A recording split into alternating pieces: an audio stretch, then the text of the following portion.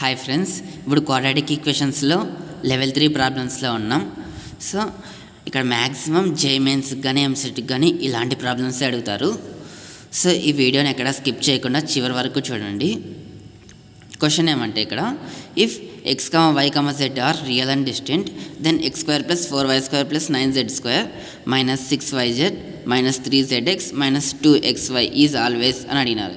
ఏం లేదు friends, XYZ అనేటివి రియల్ వాల్యూస్, అంటే ఇమాజినరీ వాల్యూస్ కాదు, రియల్ నెంబర్స్ అవి. అది కాక డిస్టెన్స్ ఒకదానికొకటి ఈక్వల్గా కావు, x not = y not = z అనమాట. అట్లాంటప్పుడు మనము ఈ ఎక్స్ప్రెషన్ యొక్క వాల్యూ కనుక్కోవాలి. అంటే నెగిటివా, పాజిటివా, నాన్ నెగిటివా, జీరోనా, అది ఏమవుతుందో మనం కనుక్కోవాలి. సో సింపుల్ ఇది, ఆన్సర్ ఎట్లా చూద్దాం. సో వాళ్ళు ఇచ్చినట్టు రాసుకుంటాం. XYZ అనేది రియల్, అది కాక different each other. Okay, x² + y² దీని వాల్యూ కాదు కదా. దీన్ని బాగా గమనిస్తే ఇక్కడ అన్ని స్క్వేర్స్లోకి తెచ్చుకుంటే మనం ఈ ప్రాబ్లమ్ని ఈజీ చేయొచ్చు. ఎట్లా అంటే ఇప్పుడు x² అని ఉంది, ఇక్కడ y² ముందర 4 ఉంది కదా, 4ని 2² రాసుకోవచ్చు, అంటే 2y² రాసుకోవచ్చు దీన్ని.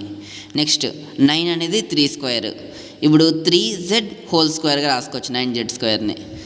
సో మైనస్ ఇక్కడ కూడా అంటే 6ని ఎంత రాసుకోవచ్చు, 2 × 3 అంటే ఆ విధంగా రాసుకోవచ్చు కదా.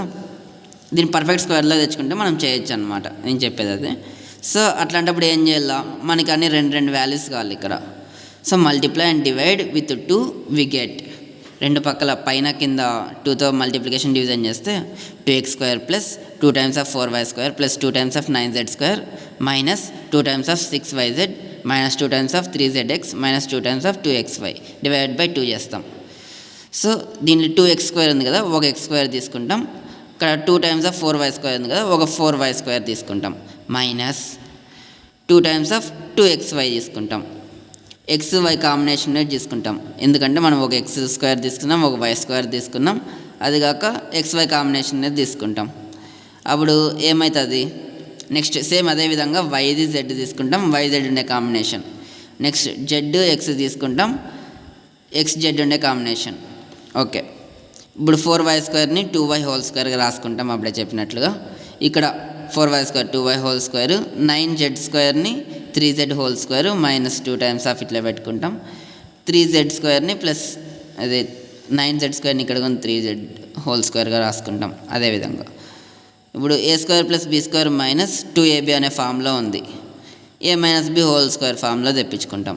సేమ్ అన్నిటికీ a - b² అనే ఫామ్లో తెప్పించుకుంటే x - 2y² + 2y - 3z² + 3z - x² divide by 2.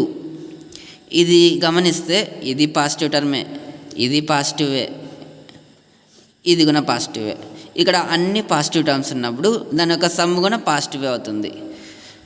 So మనకి ఇది positive, all are square values. So ఇదంతా పాజిటివ్ అని తెలిసింది. ఒకవేళ ఇఫ్ x = 2y = 3z అయిందనుకో, ఈ టర్మ్ అంతా 0 అయిపోతుంది, ఎందుకంటే x = 2 అయితే 0 అయిపోతుంది, 2y = 3z అయినా 0 అయిపోతుంది, 3z = x అయినా 0 అయిపోతుంది. సో మనం ఏమని చెప్పుకోవచ్చు, >= 0 అని పెట్టచ్చు. >= 0 అంటే ఏంది, నాన్ నెగిటివ్ వాల్యూ అని. పాజిటివ్ వాల్యూ అంటే మనం 1 నుంచి కౌంట్ అవుతాం, 1 2 3 4 అని. కానీ మనకి 0 కూడా ఇన్వాల్వ్ అయింది కదా. సో 0 కూడా కాదంటే నాన్ నెగిటివ్ అనొచ్చు ఆ పదాన్ని. ఇది ఆప్షన్స్లో ఎక్కడుంది, సెకండ్ ఆప్షన్లో ఉంది. సో ఇట్లా వచ్చినప్పుడు మ్యాక్సిమం నాన్ నెగిటివే ఎక్కువ అయ్యే అవకాశాలు ఉన్నాయి. సో కొంచెం చూసుకోండి, అట్లా అని చెప్పేసి గుడ్డిగా నాన్ నెగిటివ్ అని పెట్టద్దండి. సో ఇది ఫ్రెండ్స్, థ్యాంక్స్ ఫర్ వాచింగ్. ఇంకా ఇట్లాంటి వీడియోస్ ఇంకా కావాలంటే please support me by like, share and subscribe friends.